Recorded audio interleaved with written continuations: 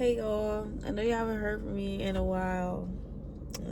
I still been doing my cooking videos, but I haven't been online and doing my other videos that I actually originally wanted to do YouTube to do. So yeah, I'm just gonna get into the video today. I'm a little tired. I've just been kind of having a lot going on in my life, and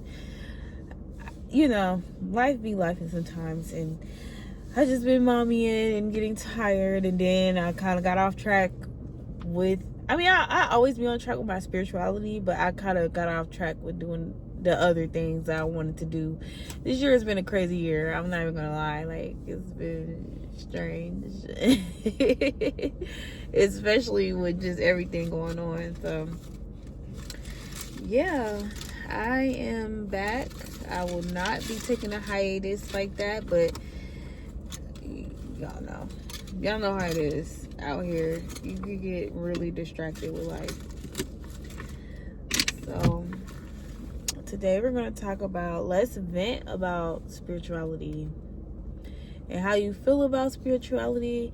I know this is me talking about my experience, but feel free to tell me how you feel about it in the comments or talk to me directly. I'm not sure if you can direct message on YouTube. If not, I'm gonna put an email in there. So if y'all ever want to talk with me about certain things, or how I overcame certain obstacles. But today I'm going to talk about how spirituality really helped me, and I honestly think it saved my life, because I don't think I probably would have made it much longer had I not found spirituality, or I would have just been in a type of situation that really kept me suppressed. So when I was about 23, 22, that's when I got into spirituality, and I had my daughter already. From the moment spirituality came into my life, it was a shift. Like, my life shifted. Like, I went from having certain friends and hanging around certain people to immediately it was a shift in my friend group. A girl I was hanging out with all the time, we literally stopped being friends within the month of me going towards spirituality. And I noticed that, like, when I think back to that chapter of my life, I noticed a lot of people that came into my life around that time, like when I stopped being her friend and then I started to make other friends. A lot of those people were sent to suppress me. Like, they weren't there to be great or to do all the nice motivational things that I may have wanted to do. I don't know why this isn't working. Yeah, they wasn't there to do that. They were there to more so keep me suppressed. So those friends, I don't dislike them, but they encourage drinking, they encourage smoking, they encourage toxic relationships. They didn't encourage me to be a better version of myself. But the friends before that was like that. But once I started to become aware, just like there's positive forces working for you, there's negative forces working against you. So when I became more aware, those negative forces was like, oh no, we got to put baby girl back to sleep, because what you doing waking up? Like, waking up in the Matrix is realizing that you're not going to escape the Matrix. It's just, the only way you can escape is when you go to the upper room. And I don't think, I'm not trying to go to the upper room anytime soon. But you don't escape the Matrix. You learn how to get the Matrix to work for you. That's the point of it. Is not to do something and now I escaped the Matrix and I'm gonna live in a treehouse. Which you could. You got free will. You can do what you want to do. But I would much rather learn how to get on the algorithm of the Matrix, so I can learn how to manifest and manipulate the Matrix into what I want in my life, to give me the life I want and I deserve. So, you could do so much. That's why there's millionaires. That's why there's billionaires. That's why there's people that's very successful. And most of them knows the algorithm of the Matrix. They know how to manipulate the Matrix to get it to work for them. And it all, for me personally, because some people are just born with that sixth sense of how to get the universe to work for them. And some people, you got to work hard to get it, and some people it's suppressed. I think I was more so one of the people that it was suppressed. From an early age, I already had like spiritual gifts. I noticed things about myself that wasn't normal. It wasn't of normal people. And even as a kid, you're not really thinking of it, but when I think back, all the times I had deja vu, or I had moments happen in my life that was just like, I would say to myself, I feel like this happened before. Or I used to have a real bad issue with zoning out and disassociating. Like, I would just zone out. Even to this day, now I don't do it as much, but back then I'll just kind of disassociate with life. And I know that was a trauma response, but that was my way of my mental protecting me, trying to protect me at the very least. So yeah, it was a lot of different things that I noticed led me up to where I am now and how I am now. And it felt like I was destined to be on this path. Like, everything led up to me being spiritual and being aware and being different than the average person. So I was suppressed for so long, and a lot of suppression, like, no offense, usually comes from your family. Your family are the first ones that's going to try to suppress you. Those are going to be the first people that, when you want to do better for yourself, they're going to be the ones that come into your life and try to keep you together. Or that's just not like you, or that's unlike you. Well, I'm a human. I'm going to do things outside of the norm at times. But people will it's programmed to keep you in the program. They don't want you out here like, well, you know, let me get spiritual, this and that. Like, my parents really wasn't the type that was too concerned about what you did. So when I started my spiritual journey, I wasn't concerned about, okay, I'm burning sage. I wasn't concerned they're going to tell me that they don't want me to do that. I wasn't concerned about me using tarot cards and stuff like that, and them telling me, oh, you're doing this, you can't do that under my roof. Because in all honesty, they wasn't overly concerned about what I did. So in a way that was a blessing and a curse. But a lot of times your parents are just vessels to get you here. When you're a chosen one, you're going to experience a lot of abuse, and it's usually going to be at the hands of your loved ones. Those are going to be the first ones to abuse you, and then the world is going to start to try to abuse you. And usually that's when the chosen ones wake up, because you get tired of constantly being abused and bullied by your loved ones. Then the universe starts to do it. So then you start to feel like, hell no, I'm not about to keep being abused. Like, no. And that's when you start to wake up. And that's what happened to me.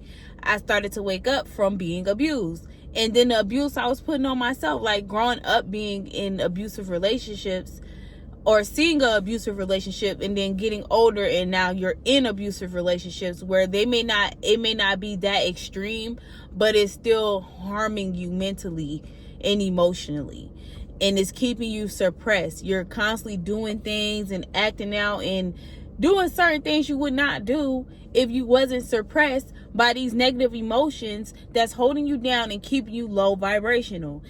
And a lot of people don't look at it like that.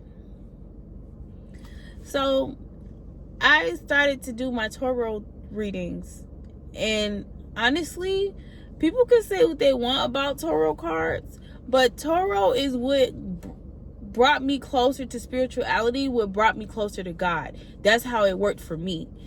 I always knew God was real, but I wasn't reading the Bible. I wasn't doing anything church related. Once I found tarot cards, I did a little religion stuff in high school on my own, because I didn't have like parents that was very concerned about what I did. So I was able to go into all these different churches, try all these different religions, and no one was checking for me or saying anything about it. But tarot cards helped me get closer to spirituality, which led me closer to God. That worked for me in that way, because God was probably trying to reach me in many different ways, and he wasn't getting through. So that's when he gave me tarot cards. And the tarot cards kept telling me that God was calling me. Like, I had a calling, but I wasn't answering the phone. And I kept thinking, like, how am I not answering the phone? And then I realized, like, I lived a very toxic life at the time I even picked up tarot cards. My life was just very spirally. And that's when spirituality came into my life, and that's when tarot cards came into my life.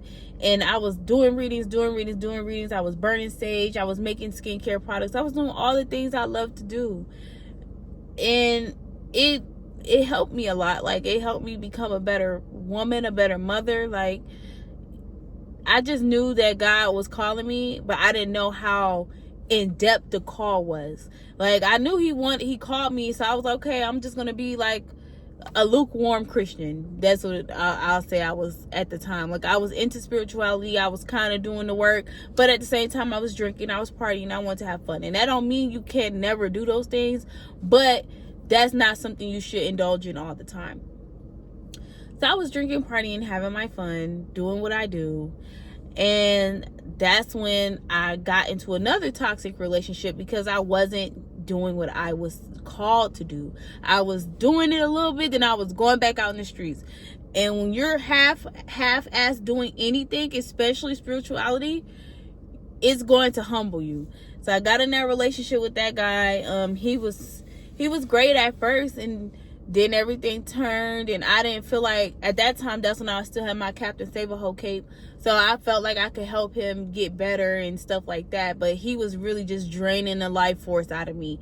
So when I broke up with him, because I'll do a story time on that relationship, but when I broke up with him, he ended up going back to California. I was single for about a month. I told myself to take time and heal. Don't rush into a relationship, just be by yourself.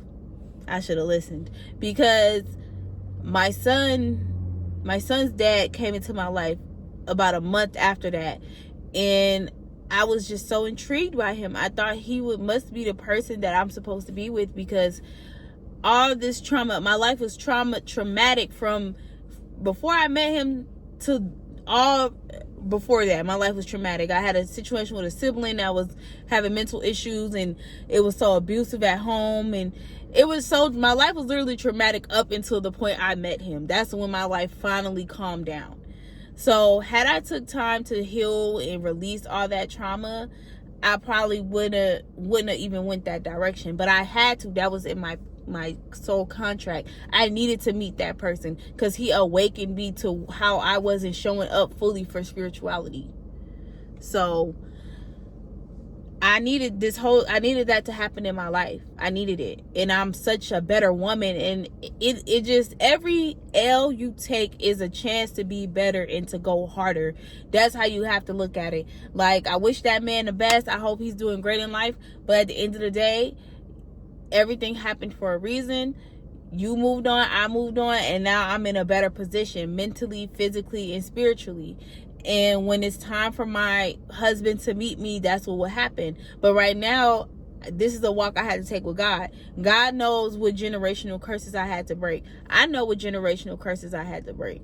So I don't even look at it and feel no type of way about what's happened in my life, because I'm alive, I'm living, I'm breathing, I'm doing what I'm supposed to do, I'm healthy. There's nothing severely wrong with my life. It's nothing. Like, in all my life, I walked around with a chip on my shoulder until I was 25, and I went through this situation, and it transformed my life. So I would never hate this man, even as much as the world tells me I should. Oh, well, they left you this, they left you a single mom. That is a part of my spiritual journey, and it's my choice. Yes, it happened. Yes, life goes on. All I'm saying is, when God sends you lessons, you pick that book up and you learn, because he talks about these lessons in the Bible. And it don't matter if you read the Quran, whatever Bible you read, he mentioned these things in there. So you take your time with your lessons and you learn. You become a better person. You let your soul awaken so you can be free and learn how to use the matrix to your benefit. There's no escape in the matrix. You're living in it. Even if you go live in the wilderness, you still got the deers, the animals, all the things that is still a part of the matrix. The trees, the air, like everything. Bears, all that is still a part of the matrix. There's no escaping the matrix. It's either you shy away, you be suppressed, or you learn how to make the matrix work for you. It's all up to you. Y'all been great. But I gotta go home. So I just wanted to make this little video real quick, and I'm finna head and take care of my business, get them kids into bed and stuff like that, because it's already kind of late. And we'll talk again, y'all. I know I've been gone for a minute, and I know I called my little pep talks. I'm not taking no more hiatus. I just had to get my motivation back right with YouTube and stuff like that. And life has been life, and I feel like I want to be more transparent about my life. I don't want to try to make it look pretty or say a bunch of things that don't matter. I want to talk about what really goes on in spirituality and taking spiritual journeys and making sure you're really ready for that. Because I don't feel like I wasn't ready, but I feel like I jumped off the porch. You know, like I jumped head first with the tarot card. I was like, shit, I'm out here. I'm outside. Where we at? And that's when I realized, like, girl, this spiritual stuff is a lot deeper than you think. So get mentally prepared. And if you're deciding to go on a spiritual journey, be mentally prepared and expect the unexpected. But most importantly, expect the life to shift. Expect your life to shift. Don't fight it. Whoever go must go. But I love y'all. I will talk to y'all again. I'm finna get up out of this parking lot. I'm gonna try to get a cute little thumbnail.